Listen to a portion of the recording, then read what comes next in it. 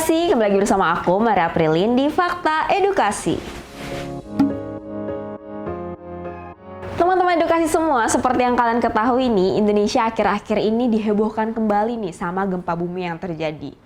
Nah, gempa bumi yang berkekuatan 6,6 magnitudo ini terjadi di Kabupaten Padegelang, Banten, Indonesia, tepatnya pada tanggal 14 Januari tahun 2022 di pukul 4:05 sore. Pusat gempa itu sendiri berada di 52 km dari Laut Barat Daya yang ada di Kabupaten Padegelang dengan kedalaman 40 km. Nah, karena adanya gempa ini bukan cuma di Padegelang atau di Banten nih teman-teman, tapi DKI Jakarta dan juga Bandung merasakan efek dari gempa tersebut. Itu kenapa di FYP TikTok kalian atau di Instagram kalian pasti banyak selebgram atau TikTokers yang akhirnya kena gempa karena hal tersebut. Nah, ngomongin tentang gempa nih teman-teman, kalian tahu nggak sih sekuat apa gempa bumi itu sendiri dan berapa banyak sih gempa bumi yang terjadi di Indonesia setiap tahunnya? Kalian penasaran atau kalian nggak tahu? Tonton video ini sampai habis ya. Indonesia diterjang oleh 10.000 gempa bumi setiap tahunnya atau setara dengan 27 gempa bumi setiap harinya. Waduh, kebayang nggak sih ternyata negara kita ini merupakan salah satu negara dengan gempa bumi yang lumayan banyak ya di dunia. Bukan hanya itu teman-teman, ternyata Indonesia sendiri pernah menjadi tempat ketiga terbesar gempa bumi yang ada di dunia. Tepatnya di Aceh pada tahun 2004. Kalau kalian sempat dengar nih, di Aceh itu tempat terjadi tsunami.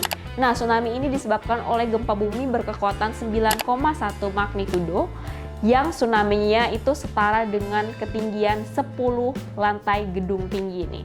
Dan karena tsunami itu sendiri, banyak kerusakan dan juga kerugian yang terjadi. Yang kalian harus ketahui nih teman-teman, ternyata gempa bumi terbesar di dunia itu terjadi di negara Chili yang dikenal juga dengan gempa Valdivia.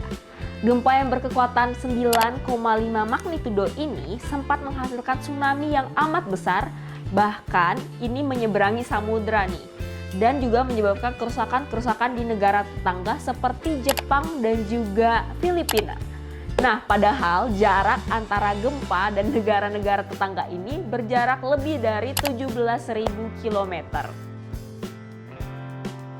Gempa bumi yang paling besar mentok di skala 10 nih teman-teman. Gempa bumi itu sendiri terjadi karena adanya pergeseran lempeng yang ada di muka bumi. Karena adanya pergeseran lempeng ini, maka terjadilah getaran. Nah, getaran tersebutlah yang kita kenal sebagai gempa bumi. Secara logika, kalian semua tahu kan, semakin besar pergeseran lempeng ini, maka semakin besar pula getaran yang dihasilkan. Dan hal tersebut juga menyebabkan semakin besar gempa bumi yang terjadi. Penyebab gempa bumi itu sendiri teman-teman itu didasari oleh berbagai macam aktivitas. Yang pertama bisa terjadi karena adanya pergeseran lempeng secara tektonik.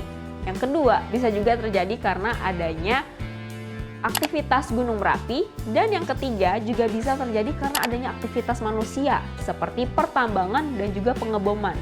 Jadi gempa bumi itu sendiri bisa terjadi karena berbagai macam aktivitas yang menghasilkan pergeseran lempengan bumi dan akhirnya menyebabkan getaran. Bahkan nih, pernah terjadi gempa akibat aktivitas konstruksi bendungan Jinpingpu di China. Nah, gempa yang terjadi pada tahun 2008 ini berkekuatan 7,9 magnitudo yang menewaskan 80.000 orang, bahkan ada yang menghilang.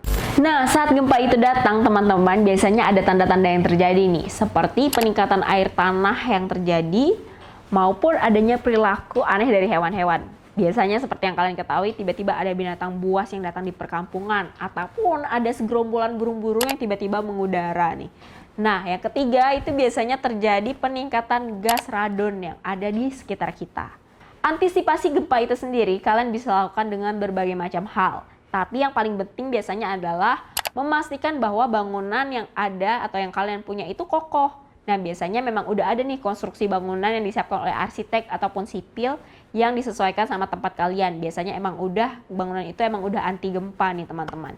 Jadi bila perlu nih kalian bangun tuh bunker tuh supaya ketika gempa kalian bisa langsung selamat gitu. Nah, sekian dulu nih teman-teman pembahasan tentang segmen gempa bumi kali ini. Kurang lebihnya kalian boleh komen di bawah mengenai masukan ataupun hal-hal yang kalian ketahui. Dan jangan lupa pula komen mengenai ide-ide untuk kita bahas di video selanjutnya. Jangan lupa like, comment, and subscribe video ini. Jangan lupa pula share dan nyalakan lonceng supaya kalian dapat notifikasi dari Tim Biru. Aku Maria Pirlin, sampai jumpa lagi di video selanjutnya. Bye!